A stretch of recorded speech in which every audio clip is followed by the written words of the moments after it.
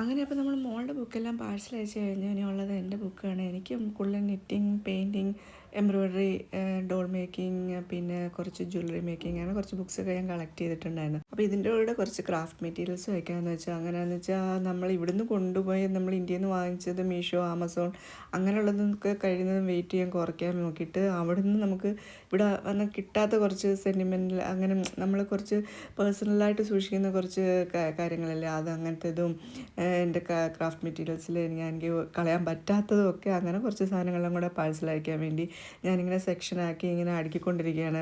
ഇവിടെ വന്നിട്ട് ക്രോഷ നമുക്ക് ഇപ്പം നൂലൊക്കെ നമുക്കിവിടെ കിട്ടും. എന്നാലും ഞാനത് ഒരു പ്രോജക്റ്റിന് ഉദ്ദേശിച്ച് ആഗ്രഹിച്ചൊക്കെ വാങ്ങിച്ചതാണ്. പക്ഷേ അതൊന്നും ചെയ്യാൻ പറ്റില്ല. എന്നാലും അതെനിക്ക് ചെയ്യണം. അതുകൊണ്ട് ഞാൻ കഴിയുന്നതും ഇതെല്ലാം ഇവിടെ എത്തിക്കാം എന്നുള്ള രീതിയിൽ വീണ്ടും 3 ബോക്സിലാക്കി നമ്മൾ പാഴ്സൽ ചെയ്ത് വെച്ചിട്ടുണ്ട്. അപ്പം നമ്മളത് നീറ്റായിട്ട് പാക്ക് ചെയ്ത് നമ്മൾ അഡ്രസ്സെല്ലാം കാര്യങ്ങളെല്ലാം ഒട്ടിച്ച് വെച്ചിട്ടുണ്ട്. റോയൽ മെയിൽ വന്ന് എടുത്തിട്ടും പോയി. പിന്നെ ഇപ്പോൾ അത് സേഫായിട്ട് എന്തായാലും നാട്ടിലെത്തിയിട്ടുണ്ട്. നല്ല പാക്കിംഗ് ഒക്കെയാണ്, കുഴപ്പമൊന്നുമില്ല. ഇനി നമുക്ക് ഇതുപോലെ കുറച്ച് സാധനങ്ങളൂടെയൊക്കെ ഉണ്ട്. അപ്പോൾ ഇതും ഇവിടെ വന്ന സമയത്ത് നമ്മൾ മോൾക്ക് കണ്ടപ്പം തന്നെ ഇത് വേണം എന്ന് പറഞ്ഞ് നമ്മൾ വാങ്ങിച്ചതായിരുന്നു. പക്ഷേ ഇതിൻ്റെ ബോക്സ് വെച്ച് നല്ല വെയിറ്റ് ഉണ്ട്. അപ്പോൾ എന്തായാലും അത് കൊണ്ടുവരാൻ പറ്റത്തില്ല. പിന്നെ വേറെ വഴിയില്ലാത്തതുകൊണ്ട് നമ്മളവിടെ യൂസുള്ള ഒരു സൈഡിലിട്ട് നമ്മൾ കൊടുക്കുകയും ചെയ്തത്. എന്തായാലും അങ്ങനെ കുറച്ച് സാധനങ്ങളൊക്കെ എനിക്ക് കളയേണ്ടി വന്നിട്ടുണ്ട്. പക്ഷേ സാരമില്ല, കളയല്ലല്ലോ, നമ്മൾ ആരെങ്കിലും യൂസ് ചെയ്യുന്നവർക്ക് കൊടുക്കുമ്പോൾ നമുക്ക് സമാധാനമാണല്ലോ.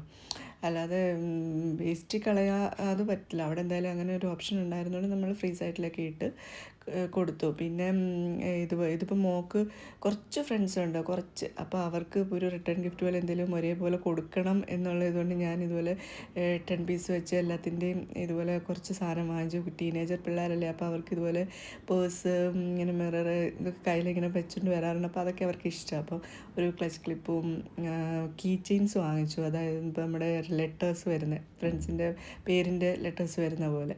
അങ്ങനെ നമ്മളിതെല്ലാം ലാസ്റ്റ് ഡേ തന്നെ പാക്ക് ചെയ്ത് മോളിത് കൊണ്ടുപോയി എല്ലാവർക്കും കൊടുത്തു. എല്ലാവർക്കും ഭയങ്കര ഹാപ്പിയായി കണ്ടിട്ട്. പിന്നെ ഇനി നമുക്കുള്ളത് കുറച്ചും കൂടി പാക്കിങ്ങും ക്ലീനിങ്ങും ഒക്കെ ഉണ്ടായിരുന്നു. ആ സമയത്ത് എന്തോ ടെൻഷൻ എന്ന് പറഞ്ഞാൽ ഭയങ്കര ടെൻഷനായിരുന്നു. ഇപ്പോഴും ഇവിടെ നിന്ന് റിലാക്സ് ചെയ്ത് ഞാൻ വോയിസ് ഓവർ കൊടുക്കുന്നത്. അപ്പോൾ ഈ പാക്കിംഗ് കവർ കൊള്ളാമല്ലേ, ഇത് ഞാൻ ഡെമോന്നാണ് വാങ്ങിച്ചത്. ഞാൻ കുറച്ച് സാധനങ്ങൾ ലാസ്റ്റ് മിനിറ്റ് വാങ്ങിച്ചിട്ടുണ്ട്. ഞാൻ അതിൻ്റെ വീഡിയോസ് ഇടാം. എന്തായാലും എനിക്കിഷ്ടപ്പെട്ട് ഞാൻ ബാലൻസിങ് കൊണ്ടുവരികയും ചെയ്തു. അങ്ങനെ ഇന്നത്തെ പരിപാടിയൊക്കെ കഴിഞ്ഞു. വീണ്ടും അടുത്ത വീഡിയോയിലോട്ട് വരാം കേട്ടോ.